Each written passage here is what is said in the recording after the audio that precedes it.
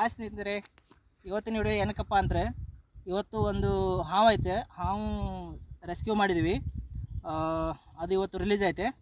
ಬನ್ನಿ ನೋಡೋಣ ಯಾವ ಥರ ಹಾವು ಐತೆ ಅಂತ.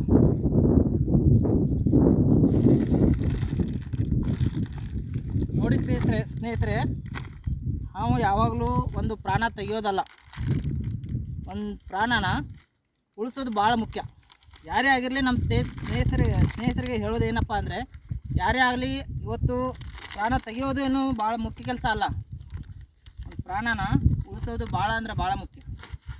ನೋಡಿ, ಇವಾಗ ನಾನು ಒಂದು ರಿಲೀಸ್ ಮಾಡ್ತಾಯಿದ್ದೀನಿ ಒಂದು ಹಾವು. ನೋಡಿ ಯಾವ ಥರ ಐತೆ ಅಂತ. ನೋಡಿ ಯಾವ ಥರ ಐತೆ ಅಂತ ನೋಡಿ.